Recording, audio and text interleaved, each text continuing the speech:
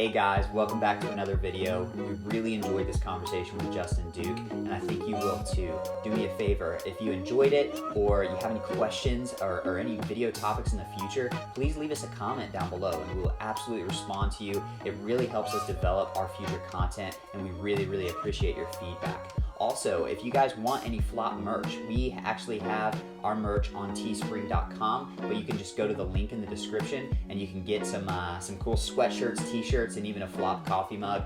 It really helps our business, and we just want to grow and do bigger and better things in the future. So you guys enjoy this video.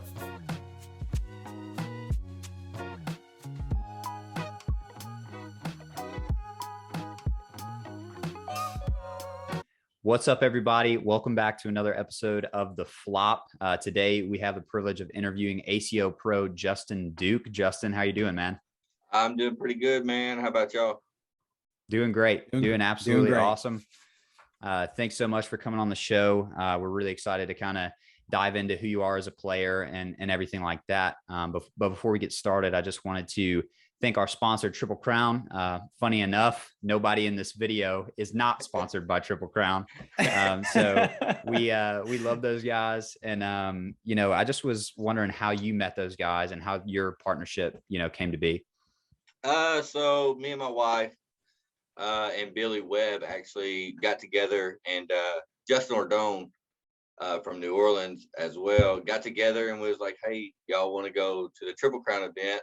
And I was like, yeah, it's something different. It's away from Memphis. It's away from the ACO or ACL.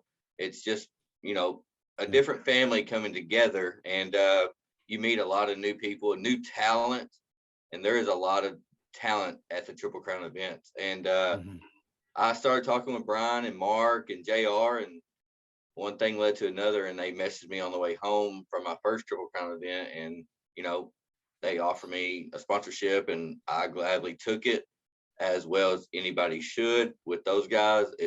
And now we're just basically a big family. We talk, maybe once, twice, 3 times a week. So yeah, I remember awesome. I remember when it happened, and I believe, if I'm not mistaken, the beginning of it was a conversation about shoes that Brian was wearing or something. Yeah, it was some hey dudes that I have not seen around, like where I traveled to. And I was like, Brian, I have those, but definitely in a smaller size. And and he was like, really? And that's just really basically where it started, the conversation. That's cool. That's cool. So speaking of Triple Crown, you just had an awesome performance out there at Grand Rapids.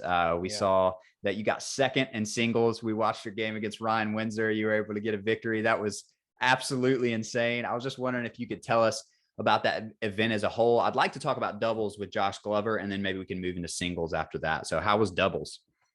Doubles, which, Josh is my go-to if he doesn't play with Kyle and I don't play with my original partner, Devin.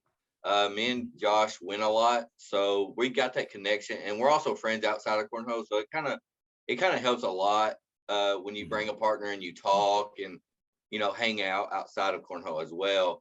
But doubles going into Triple Crown, I was like, I looked at it and I said, man, I just feel it like we have a chance. I said we throw too good together. And we ran across, we won our first couple, and then we ran across Ryan Windsor and Matt Ryan, obviously. Two pros. Right.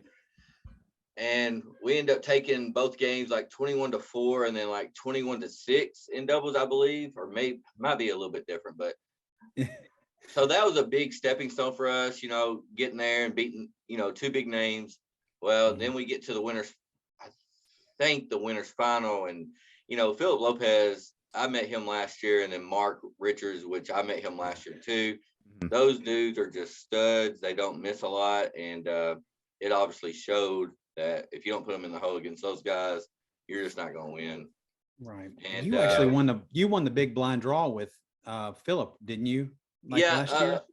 Last year, my very first at Grand Rapids, I actually, nobody knew Phil coming in that was there, and obviously I didn't know him.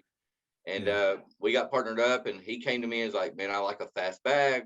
And I was like, well, I throw Vipers. He's like, I throw Series Vipers. And I was like, all right, but Billy, was sponsoring the weekend, so we end up throwing NOLAs, and I think they was the OG Gators at that time, and they felt like pretty much a Viper. You could flop it, you could sneak around or whatever, and we end up taking the big blind draw, which it set the stone for the weekend. And Heck yeah. So I think there was like 123 teams, if I'm not mistaken. It was the biggest blind draw of the whole that's Triple Crown's had. So yeah, it was a big one. I remember I watched all your games.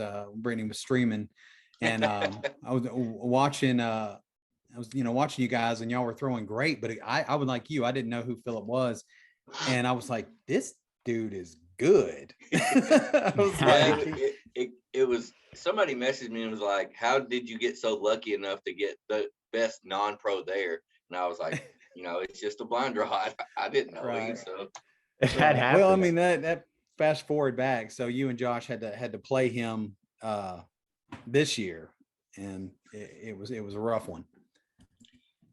Yeah, we actually ran into him in Cincinnati in the ACO Open also, and I think they beat us like 21-17, and I think we had a chance to airmail drag to win, and I think if I'm not mistaken, Josh took it, and he missed that one, but that I missed one this weekend to take to lose to Ryan and Matt to get back to the championship, but it's just chances you got to take against those kind of players that put the bag in the hole all the time. Oh, yeah. Absolutely. At that level, you have to go for those high risk shots and hit those airmail drags and stuff for sure. So we got to talk about singles. I mean, everybody likes to talk about everybody likes to talk about playing Ryan Windsor and stuff like that. But what was it like getting to that point? I imagine you played a lot of games, and it was probably a grind. Yeah. So Triple Crowns are 2 out of 3, right? So you play all weekend, and then you wake up Sunday morning, and it's the earliest morning you play. It's 9 o'clock, and you're just sitting there, and you're waiting on the bracket to come out, and then it does, and then you look where Ryan's at. Obviously, yep. I mean, he was, hands down, one of the best players in the world, I believe. I think he's done it so many years that he is the guy to beat there.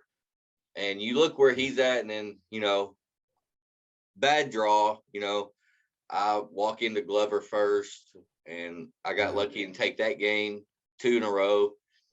Then I move on to another guy I didn't know. I won 2 in a row. So I'm starting to get the confidence back up Sunday morning. It's early. And I run into Ruben Martinez. I take game 1. He takes game 2. And I had to sit back. I'm like, singles is tough when you played all weekend, and Ruben is a very talented guy. He's been through a lot, but he's starting to get his feel back. And I end up taking game 3, so that puts me to the winners final because so many people played competitive, and only 16 of us played advanced. But the advance is so well stacked, with throwers you've never heard of, and it could beat you any day of the week. I believe it. And then I lose the mark, obviously. I mean, dude was throwing lights out. I couldn't do nothing with it. I tried everything. I tried blocking airmail and whatnot. Yeah. Got out to Mark. He just did great. And he puts me in the loser's bracket. Then Ryan obviously makes his way all the way back.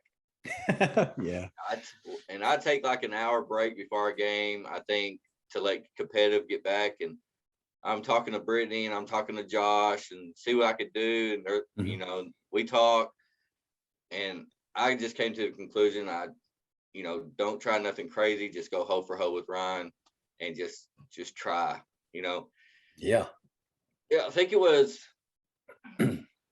down 12-0, if I'm not mistaken. You did have a comeback for sure. We were worried. We were watching it live. Yeah. We're like, this is not going well right now. No, it's not. It was not looking good. I think I got frustrated, and Josh Glover always tells me, he's like, when I come back to the losers bracket, he's like, I don't want to see you in the championship. And then like I get in that Matt guy mode where, he's just airmailing all the time. And if they go in, they go in. If they don't, then you're going to lose anyways. So he calls it the Matt guy mode. I go in that. Ryan tries to block a little bit. I just go over the top. Yeah. And I'm sinking airmail after airmail. And then I think it gets to 15 to 16 me. Mm-hmm. And he tries for an airmail, but stays on the board. So only gave me 4. So now it's 20 to 15, I think. Yeah, 20 to 15. Yeah, I think it was. And then it gets to like 2019. Yeah. And I'm saying, all right, whoever messes up is going to lose the game. Because we are both pretty much going straight down the middle, hoe for hoe. Tight. Well, like two frames in a row, Ryan could have won the game. Mm-hmm. Oh yeah, I know Everybody was watching, and I'm just sitting over, like I lost. Like it's not a big deal. I gave Ryan, a great game, and he gave me 2 gifts in a row, and I took advantage of it. And if you remember in doubles, where I had the airmail drag to win, to go to the doubles championship, I played smart, and he had to actually airmail drag to save the game, or he could have won if he takes both, right? Right. So, but to take 3 bags and they're sitting in front, and plus Reynolds, it's a little difficult. But Ryan is the one that could do it, right? So, I just blocked. It was a perfect block on top of the bag, and I guess karma came back around, and it gave me the victory. So, beating Ryan has been one of my goals since I started cornhole.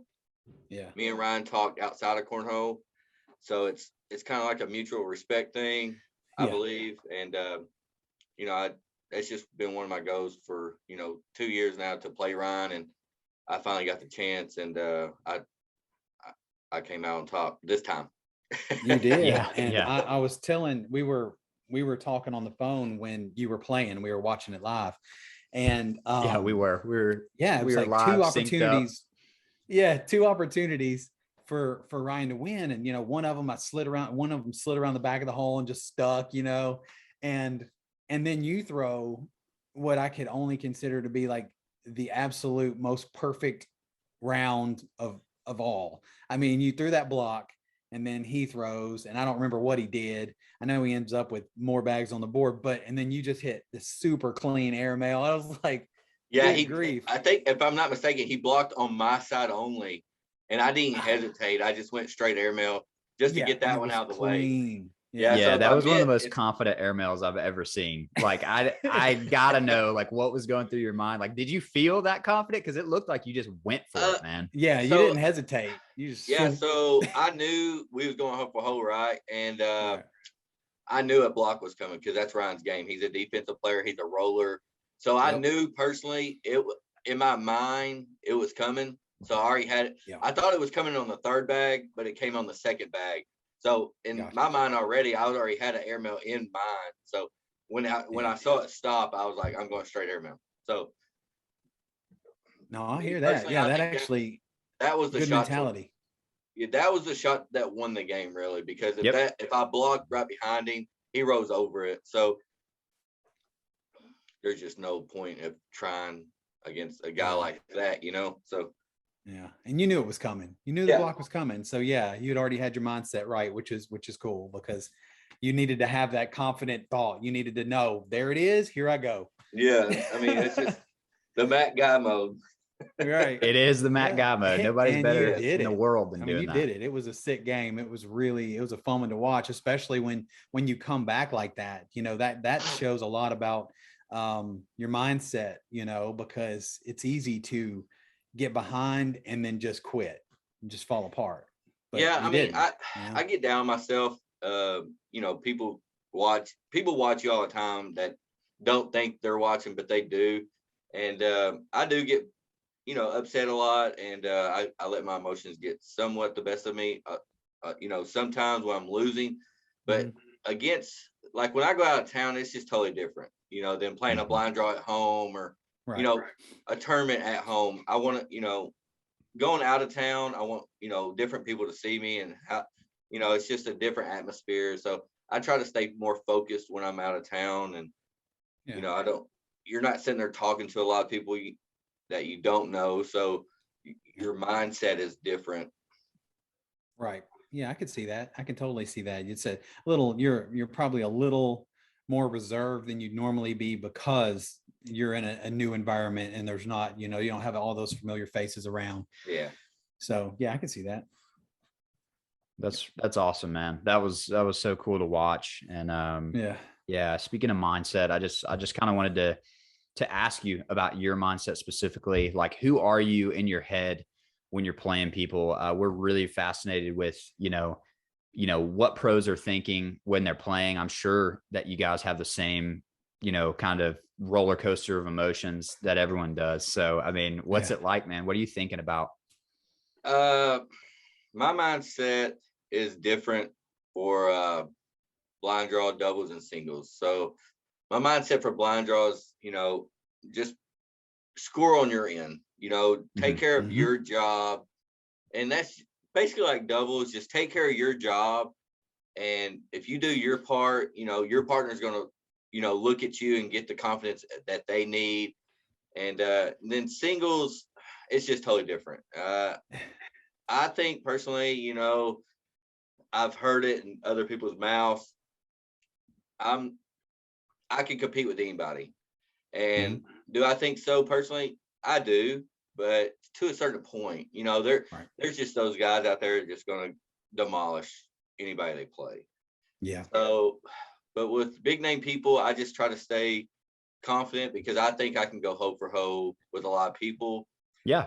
When I start doing that kind of row shot I have, or trying to sneak in around other bags, I'm not capable to stuff like that. It's just, but if I go hoe for hoe without blocking or whatever, I think I can hang with a lot of people. Not everybody, of course, but a lot of people. And it's you definitely can.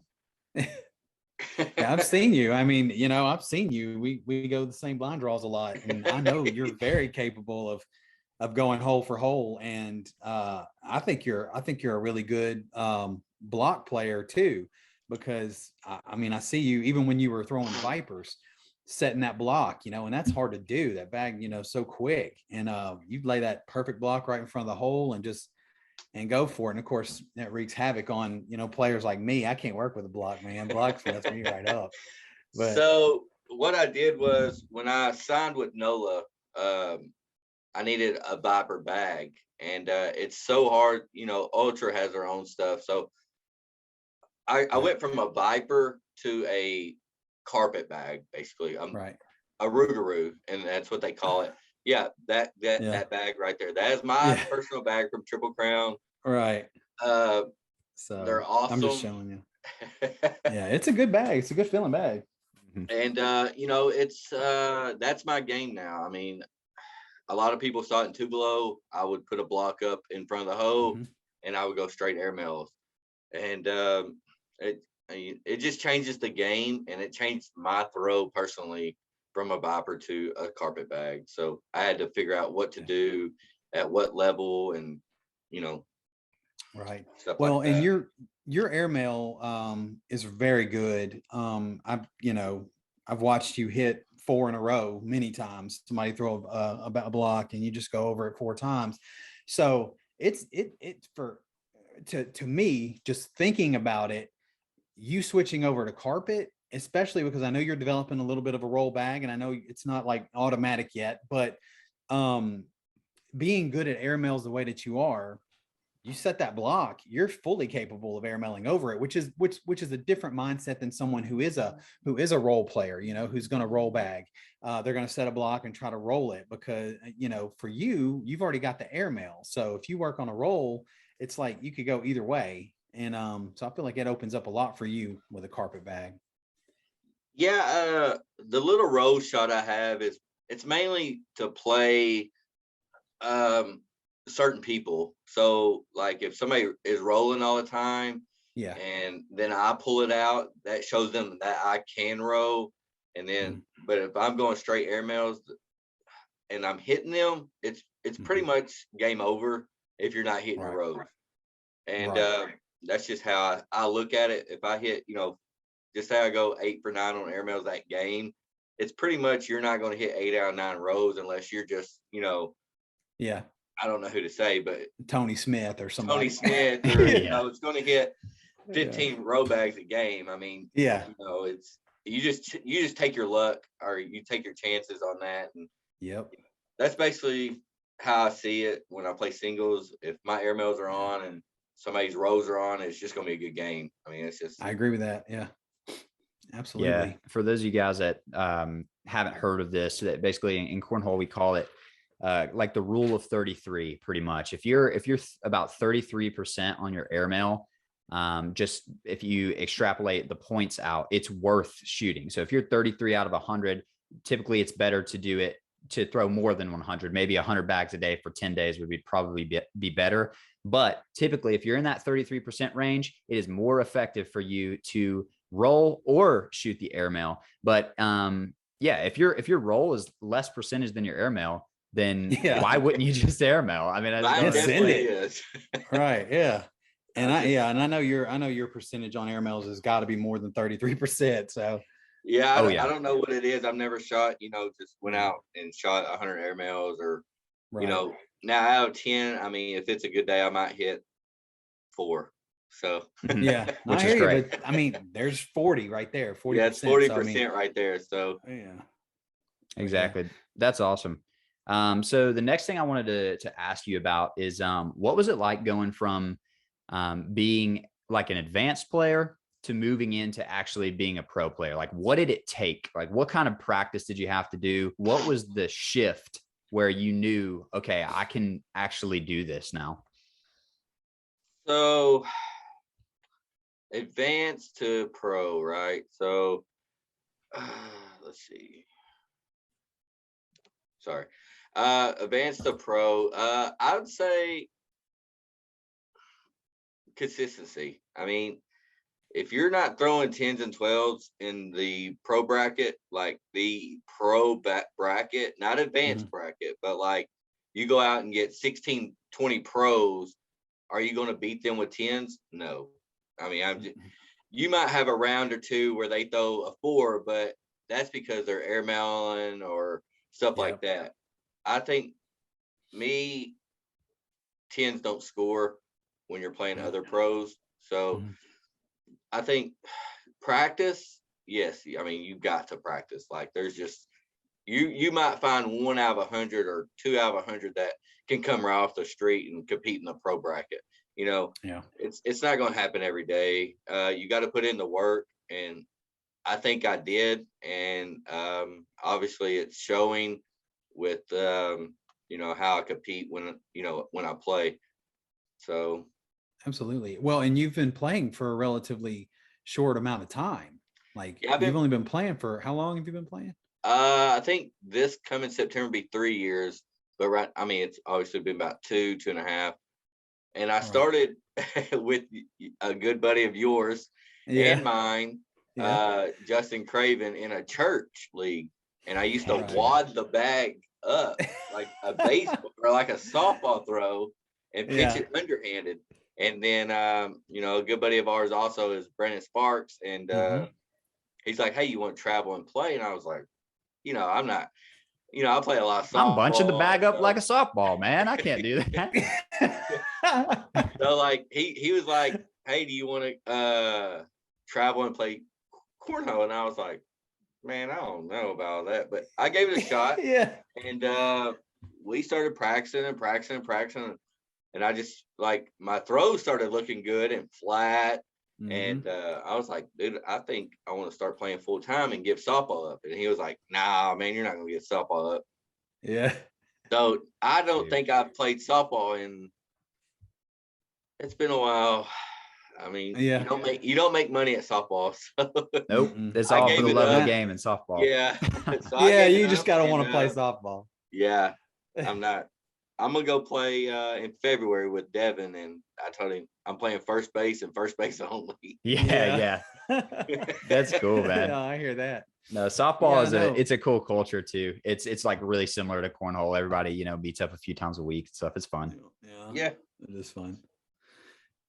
So that's cool. Yeah, so, that's interesting though. I wish I've been playing right at 2 years and I'm still just trying to figure it out. Like consistency is the thing that is just, I mean, anybody listening knows consistency is the hardest thing to find, because most competitive level players can throw 4-baggers. You can throw 4-baggers, you can throw 10s, you can throw 8s, whatever, 9s, but we're also going to throw a 4. We're also going to throw a 3. We're going to shoot 3 off the back of the board for reasons. And it's just trying to, I know, for reasons.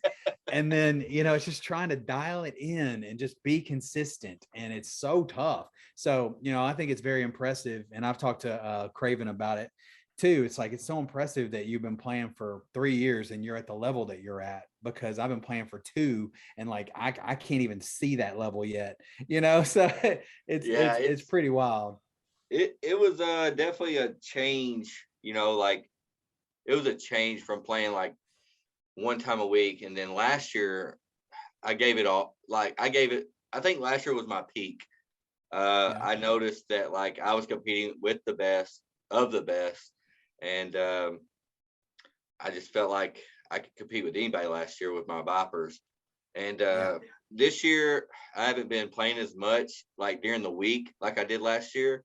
Right. So like my consistencies went away a little bit. I could feel it in my own, my own head. And then I got sick with COVID for like 3 weeks, and it put me down pretty rough. Yeah. And trying to find your energy when you get off that was pretty hard for me. Yeah. I really wanted to quit for the rest of the year. I just didn't think I could find my throw again and go. And then, like trying to compete back at the level I was going to be tough to get to. And I just kept on practicing. And I don't think I'm back to where I need to be, but I'm getting there. And I gotcha. All that's going to do is just motivate me more to get back to where I was last year.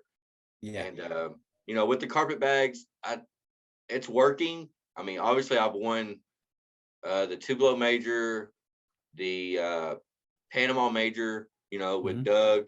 Yeah. So, I placed third in singles in Panama with the carpet bags. And then I won Tupelo with the carpet bag. So it's working somewhat. I don't know what I was doing in Tupelo, but it worked. Yeah. But I mean, shout out to Nola. I mean, Billy's trying to get me like a Viper, and we'll see how it gets there. Yeah, well, I know Billy. He's gonna do everything he can. I'm sure of it, because he's a great dude, and I know he's real good to his athletes. So I'm sure he's gonna do what he can. Yeah, Billy is number one in my book. There's not a better bag out there than Nola. Oh, nice. That's good. Heck yeah. I've got these mud bugs back here that Triple Crown sent me, and they're I'm freaking loving them, man. I really, really love them a lot. They're one of my favorite carpet bags to throw. Yeah, I think I wish I'd brought my bags in, but I had the Rougarous, and I think that's all I got in my bag, really. I mean, besides the what were y'all throwing? What were y'all throwing at the Triple Crown event? So, because it didn't look familiar. No, so you're not going to find that bag. Okay. That's an OG category 3. Oh, okay. That's the old carpet, I think, on the soft side. Okay. Or slow side, and it's like a Viper on the fast side. So that's pretty much the Viper bag of the Nolas. And Josh only throws. So Josh only throws Vipers, really. I mean, we tried to warm up with mud bugs, or we tried to warm up with my Rougarous and stuff like that, but it just, I could tell in his throw he would have to switch the fast side to figure it out. And Josh is, he's a pro. It would take him a little bit to throw a newer bag, but obviously he's going to get it eventually. I mean, he's just good enough to get it. Yeah. And we decided on the category 3s, and I mean, we threw him pretty decent to get. Y'all did. Stackfield got third. I mean, right. Yeah, and you're right. I mean, Josh, he could probably figure out anything, if you give him enough time. The problem is, I guess, at that level, of competition, how many rounds do you have to try to figure it out? So I guess you needed to go with something that was out of the gate, probably a better option. Yeah, I mean, we didn't have time because, double started at 6. I mean, yeah, we had time during the day, but obviously like competitive was going on and, Right. tailgaters and stuff like that. So there really wasn't no boards just to practice on. Right. And I gotcha. so we just didn't really have time to just, hours to throw with those bags. And then, Yeah. hey, we're going to throw the mud bugs, or hey, we're going to throw the Rougarous. We just decided, Billy pulled them out of his bag and was like, look, this is what I got, and that's what we threw. And y'all threw them well. Yeah. I mean, yeah, y'all definitely showed up. I think anybody watching that event is, they see y'all at the next one, they're going to remember, Oh yeah. Well, absolutely. We'll be in Louisville this weekend, and Billy will be there. So do I think the bags will come back out? Maybe. I don't know. Maybe not. Right. Maybe not. Oh, that's awesome. Justin, what does your practice look like? Like when you come home or I'm gonna go outside and practice, what's the first thing you do? So I do not practice at home. Okay, cool. Yeah. So when I first got my Rougarous, I did practice every day with them just to break them in and figure out what I could do with them. But everybody asked me how many days a week I practice, and to see their faces when I tell them 0 and I only go to blind draws and practice, it's pretty much funny to me to see people's faces when they're like, how many times do you practice? I'm like, Brittany, how many times do I practice at home? And she's like, 0. And their faces go crazy. Like, they go like this. They're like, there's no way. And I'm like, dude, I wouldn't lie to you, Yeah. Dude, that is crazy. Last year I played. Oh, so BKC boards, right? So he contacts me for a sponsorship boards, and I'm like, man, I've never had my own set of boards. So if that tells you anything with me practicing, that. There you go. That's it. That's a good point.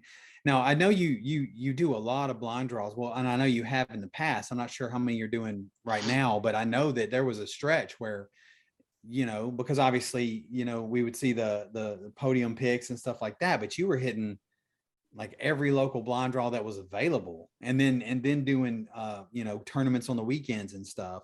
So I mean, I guess you're getting the reps in, just not doing any like at home practicing. Yeah. So the blind draws to me, last year I was hitting 4 or 5 a week, and I was winning. A lot of them. Right. And I mean, and then this year I fell off. I got a full-time job and for the city of Bartlett, and it takes, I'm tired after work, and I just want to stay at home or do something besides cornhole because I play it so much on the weekends. And I might show, but I go to the VFW in Hernando on Wednesdays, and that's basically all I do during the week is one time. And I hear that. And then I'll play Saturdays, and Saturday. I usually don't go back out to Covington right now. It's a long drive for me. It's like 45 minutes, and same. Yeah. Yeah, it's just not what I want to do right now. No, I hear that. You definitely got to make time for the family, and that's super important. Me myself, I really, I try to practice a little bit here and there at the house, but yeah, I'll do like one blind draw a week, and try to find me a regional, at least one a month, and check it out. So I'm kind of in the same boat, except I'm just not as good as you. So yeah, what's going on here? I mean, I don't know. We're doing the same thing. I mean, we're doing the exact same thing. But you have one of the flattest bags I've ever seen. I appreciate that, man. You do. It really does. Appreciate it. We're dialing it in. I'm gonna get there. But I'm dialing it in right now. Yeah. Just start out with Craven and wad them up. That's what I need to do. Yeah, if I learned anything today. Yeah, for those who don't know, Craven's actually my partner. He's my partner. We do tournaments together. Yeah, so that's the trick. See, we both played with Craven. I just have not balled my bags up, so I need to start doing that. Shoot, it's a sacrifice, but if you got to suck for a minute and ball it up to be as good as Justin Duke, then I'll do it. I'll do it. Heck yeah. So one of the last questions I wanted to ask is what advice would you give to someone who wants to get to the next level? You know, a lot of people say that, but just from talking to you, I can kind of see your mindset is you do operate on a different level mentally than a lot of people do. And the thing is it seems exhausting. I mean, playing that much cornhole, like you're talking about, being tired and, you know, going to all these events and everything, it's not as glamorous as everybody makes it out to be. So if people are willing to put that work and are willing to go there, how do we do it? First, you got to have a good support system. Like I do, my wife, Brittany, she travels with me, you know, everywhere I go. It don't matter if it's down the road 20 minutes or if it's 13 hours down the road. 13 hours. So That's awesome. So Yeah. number one is support system. You got to have it. If you don't, and you know, it's not going to happen. Okay. Number two, it would have to be just your mindset's got to be different than you're thinking like you're going to get beat if you travel at these events. It's cornhole, right? So they've still got to, they're good. Like people are good, but they might have an off game, or, you know, you still got to they're still throwing 27 feet just like you are. Yep. And don't think people are just going to come out and wax you before you even get to the board, because if so, the game's already over and they already noticed it. Like, and you're down in backs and they're goofing off while you're putting 4 in the hole. It's pretty much going to tell a pro, in my eyes, you already gave up before you showed up to the board. Right. And Wow. you know, it's bad to say that, but that's, if you can ask any other pro, like stuff like that, they're probably pretty much going to tell you the same thing. Like I've had sit downs with, you know, Ryan Windsor and some other pros, and like, you know, some people are beat before they get to the board, or if they look on Brackalope or, you know, whatever the tournaments ran on that time, and they see who they play next, and you know, it's pretty much over before they get to the board. Like I said, I've had people come up to me and be like, man, take it easy on me, you know, like I'm not going to, but I'll say I'll try, you know. Sure. And I don't know, and then third, for the mind, like for people wanting to travel, like give it a shot. Like you're only going to get, so you have your people that wins blind draw, right? Yep. Like all the time, think they're good, and they might be good and they can't afford to travel, or, you know, something like that. But you're not going to know you can compete at that level unless you give it a try, like an open or a major, or something like that. So, you know, my first year I went to Worlds with Brandon, and to become a pro in the ACO, you had to, I didn't finish a pro like during the season, like top 80, right? So I went to Worlds thinking, my mindset was, I've got to become a pro. You've got to win 2 games in bracket.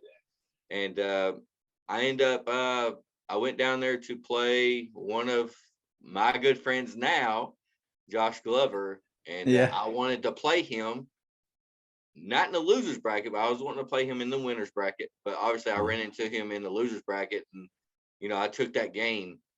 And, you know, that was just my mindset when I went down there, is to play him.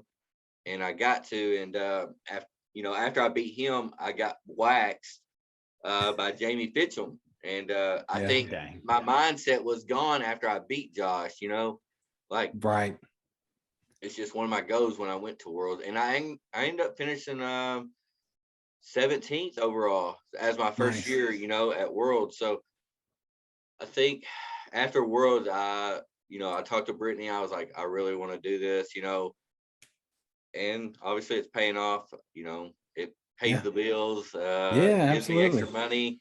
And but yeah, that's my 3 things really, as what I just talked about was, number one, like the main one is just try different stuff. Don't sit there at your own local blind draws. Go out to other blind draws with better players. And just that's good advice. Like venture out. Like, just don't stay at home. You know, it's going to cost a little bit, but not blind draws. You know, like just going 2 hours down the road to another blind draw is not going to cost just what, $20, $30 for your gas. So Right. just try new things. I mean, I did, and it's paying off. And I never thought I'd be, a pro or playing at the level I'm at, just playing in a church league. So yeah. No, I think those are really good points, because I know a perfect example. I'm bad about it. I'll look at the bracket and I'll see who I've got. And, a perfect example, this past weekend at we did the regional out at 901, yeah. and I won my game. I was playing a guy to get to the third place game. And he told me when we got to the boards, he was like, well, the winner of our game has to play Chris Day. And I go, oh, so the winner of our game has to lose. Got it.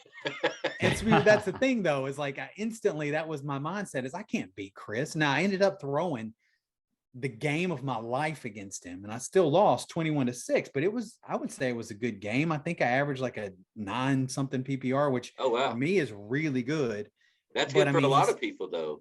Yeah, he still beat me, but I feel like I've got to start changing that mindset, because when I'm playing and when I'm on, I'm pretty decent. And so I got to be able to say I can throw against whoever they put me next to. And I'm bad about going, oh, I can't beat this guy, so I'm just going to do my best, but I'm not doing my best because I've already lost. I'm just, I've got to change that mindset. So that's good advice, I think. Well, like my mindset when I went to Iowa this, past weekend, I didn't know Ryan was coming, but once I heard he was coming, my mindset just clicked. It was like, this is who I've been wanting to play, and he might beat me, but I'm really going to give it my all. And I came out on top, and, my mindset will be different now when I'm looking at the brackets and stuff like that. So once you beat somebody that you've been wanting to play, and just like Maddie McBride, just take her for, example, one of the best at 901, if not the best that plays out there. Yeah. So she comes up, she beats Chris Day, if I'm not mistaken. Then she beats Douglas Parker. And then she looks at the bracket and was like, I play you next. And I was like, good luck, Yeah. Anybody could be beat. She beat me 21-10. So, and then she went on to get, I think, third, if I'm not mistaken, maybe second. I'm not for sure. Don't hold that against me. But that was one of her best regionals, and I'm so proud of her and the player she's becoming, and then I just like our 901 group, because so many people are getting better, and we do not have we have a tough regional every weekend. I mean, it don't matter. Now you'll have the outsiders come in and try to compete, and which you have some that can, but there's usually a 901 in the first, second, or third slot on the podium. You're right. Yeah. But like I said, shout out to Maddie. That was her first time beating me, and she was so happy when she hit the game-winning shot. I just looked over at her. I said, I said, great throwing. Like, I couldn't do nothing with you. Like, I was a little off, but I don't think that would change the game. She just threw that well. And you just got to take your losses and move on. Yeah, I was upset, but losing to a good player, I just got to take time away and rethink things. And usually if I lose, I'm not gonna say nobody's names, but usually when I lose, I usually come back and double dip who's ever in the finals. But I've done it like 6 times this year, and it's just a different mindset when you lose. You got to step away and rethink things. And obviously, I couldn't get it done that day. And and the thing I dislike a lot is people come up to me and they'll be like, "Man, what happened? How'd you lose?" I didn't put them in the hole, obviously. Yeah. What do you want me to say? They scored more points than I did. Yeah, I mean, that's just what it is. I'm not perfect. I'm not gonna win every 901 event or anywhere I go. I try my best, and that's all I can do. That's awesome, man. I love that. I love that you don't shy away from a challenge. It's really cool to me to hear that you seek out players. That's something that Michael Jordan did a lot. He'd look at the schedule, he'd find a player and he'd be like, okay, when I go to Denver, like I'm destroying this guy. And that's, I mean, that's what it's all about. If you want to be a competitor. And I love everything you said about all of that. That's great advice. And I was just debating like, oh man, I'm going to go to a regional this weekend. And I was debating like, oh, it's over 2 hours away. Like, what if I lose 2 games and then I just drove 2.5 hours? It's like, that's ridiculous, man. Like, that's absolutely ridiculous. What if I go and win? Like, how about that? Like, so I love that. And that really helps me a lot. And hopefully other people can benefit from this too, man. Yeah. Yeah, absolutely. And that, and I appreciate, y'all you asking me to be on y'all's broadcast. I've been following it since y'all started. So it was, thank you. A pleasure, just jumping on here and talking with y'all. And, obviously, Rob's a good friend of mine. Zach, I haven't really, sat down and talked with you.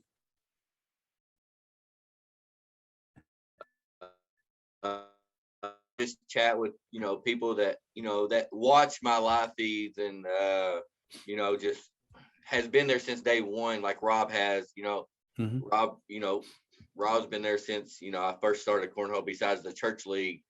And, he's never had nothing bad to say about me that I know of.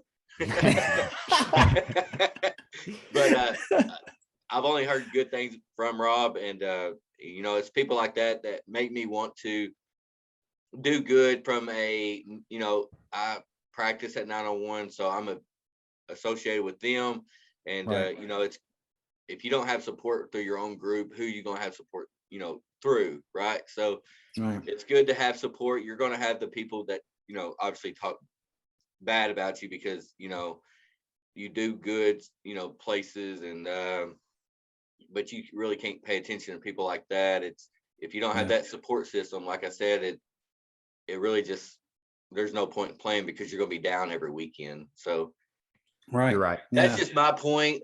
I mean, that's awesome, man. Right? Yeah. Oh yeah. Something's working, brother. I love that. I love that wall back there. Yeah, it's almost done. I got a couple extra ones, and the ACO ones, the big old check, and stuff like that. If you don't, I'm a trophy guy. I'd rather win a trophy than money. Cool. Yeah. My wife thinks I'm crazy about that, so I'm sure she does. Yeah, she's like, don't turn the money away. Yeah, like, I'm trying to go to Target. I can't go to Target with a freaking mini cornhole board. Hers would be Sam's, or get her nails done or something like that. Cool, man. That's awesome. Well, Justin, we really appreciate it, man. And it was great talking with you. And I think that everything you said in this podcast is going to help people for sure. And man, we would love to have you back in the future after you do some more good stuff. Yeah, hopefully I'll be back and continue to throw well and just keep doing good. I mean, I'm gonna have my bad ones, but obviously I'm gonna try to have my better ones than my bad ones. So well, good luck to you at the Louisville Open this weekend, and we'll definitely be watching. So I'm sure she'll be live talking bad about me. Like, what am I doing wrong? Yeah. That's awesome. No, and her commentary is the best. I get told all the time, "Where's your wife at? Where's your wife at?" I'm like, I'm the one playing the back. I'm the one throwing.